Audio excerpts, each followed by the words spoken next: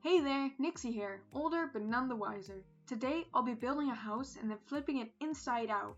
Don't worry, this isn't the house I built, so let's get into the actual house. So this is the build palette I'll be using. It's pretty standard, I didn't want anything too complex, but nothing too simple either. I'm starting off with the foundation, which is a gradient of stone, tough and deep slate bricks. This will be the basement of the house. Now you may be wondering why I've decided to make this video. Well, have you ever thought to yourself, what would happen if you flipped a house inside out? Imagine if the walls of your house were fabric. When your clothes are inside out, you see the ridges of the stitching and the tag is not clearly visible. How would that look if you did it to a house? The inside of a house has an interior, of course, so it is in no way similar to a piece of clothing. So how would that work? So as you can see, I've now created some pillars to give some support, and I've also made the ground of the first floor, which the pillars are supporting, both out of spruce. I wasn't entirely happy with the color combination, so I switched the stripped spruce to logs and the planks to stripped wood. Say that 3 times fast. This gives the build a bit more contrast. For the walls, you have to trust the process. I start with a plain wall, only using spruce planks, but I later add gradients, including stripped wood as well. I do want to stick to only using the blocks from the palette, so I know for sure that the build will come together. I then add details to connect the foundation and the first floor using deep slate stairs and trapdoors. This really makes the build come together.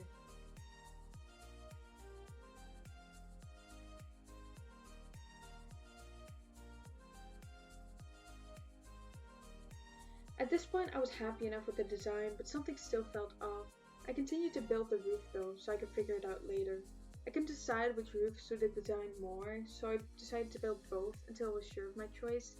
The left roof gave me more of a farmhouse look, while the right one more of a middle of the forest witch house look. Both looked off though, so I decided to fix that by separating it into 2 sections with both logs and stripped wood, which is when I figured out that the build needed some depth, which I had tried to avoid for my convenience, thinking that it would be more difficult to build inside out. Once I added the depth and added some detail, I was sure that I preferred the higher roof, so I removed the other one and copied the shape of the roof I chose on the opposite side. I added stairs to give it some shape, and then added the roof itself out of moss. This part was lower to give the illusion of the logs being the support.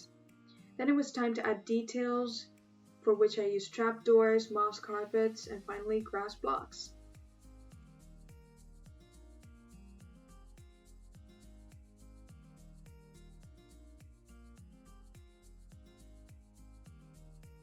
Finally, to finish off the build, I pushed back the walls on the sides as well for the depth and gave it some shape. I then made some doors and windows using glass, stairs, and trapdoors. I made sure the windows on the sides were unique, which I did by differentiating their size. To finish it all off, some grass and flowers on the roof.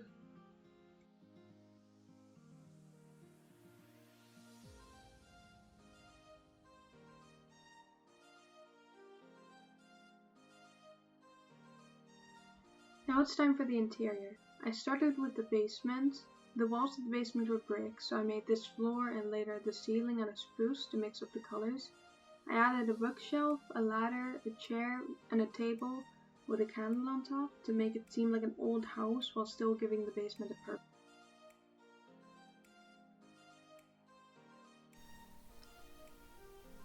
The first floor had to have all the functional rooms, which is why I started with mapping out the rooms first.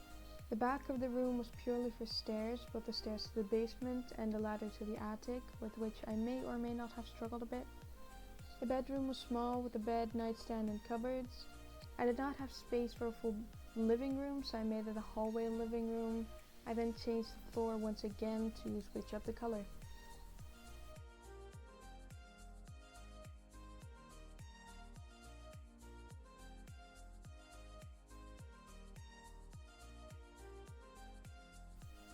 The attic was just for storage. The wood is supposed to represent boxes. I later changed some of them, including some cupboards in other rooms, to bookshelves.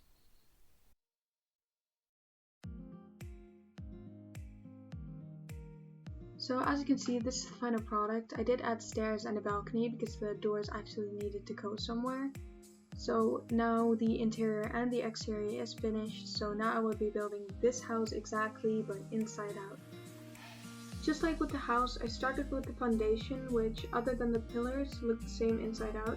I did not copy the gradient exactly because while building the foundation, I meant for it to be random, so to copy it, it would have to be random as well. This applies to the gradient in the spruce walls and the moss and dirt in the roof as well. I struggled with the spruce details for a bit because if I were to add them in the same position they were in the normal house, so to say, they would end up closing the inside of the foundation and acting as a ceiling. So while building the foundation, I decided to forget about them until I made the walls of the first floor. After figuring out that the stairs would never fit inside the foundation of the house, I rebuilt them next to it so that it would be like it had broken off of the house. While making the first floor, I wasn't sure how to connect it, so I built it above the foundation, guessing where it would go and how it would look. It ended up not being the blocks, so I made them longer, which caused the walls to shift one block, so I shifted the foundation underneath it as well. The floor was not connected with the stairs because of their position, so instead I made it so that the first floor was attached to the trapdoors instead of the big stairs, so that it would sit on top of the foundation with the right number of blocks used.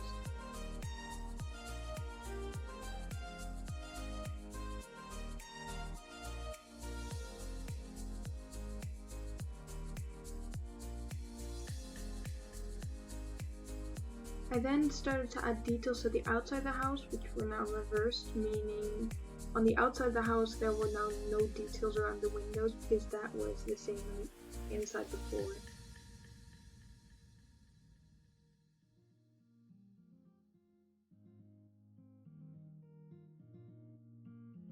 Apologies for the rain in advance, but I must admit it did pretty much nail my mood during the making of this roof. Sad and annoyed. After finishing these details, I moved on to the roof, which, as you will see, I made, then removed, then remade, and once again removed a few times before the placement actually made sense to me. The inside and outside of the roof weren't very different other than the lack of grass and flowers, and some trapdoors originally on the inside for support.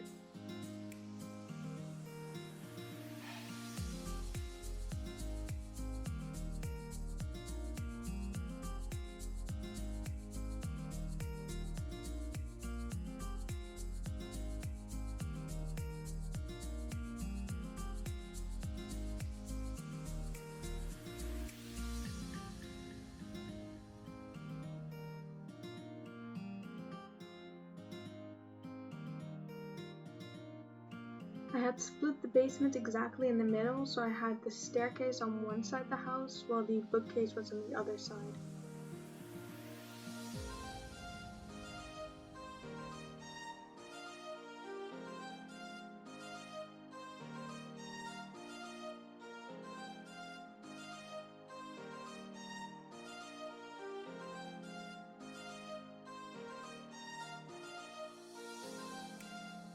The inside of the house was now done, looking exactly like the outside did before. I then finished the last interior of the first floor, which was the bedroom and the walls, for which I once again counted every single block and copied them on the outside.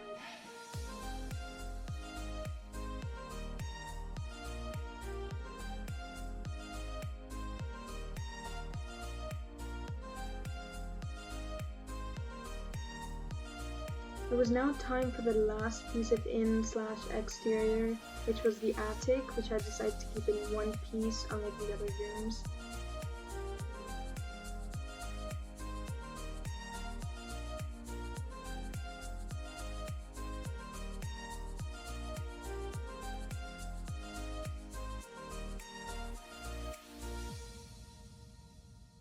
So this is the final product.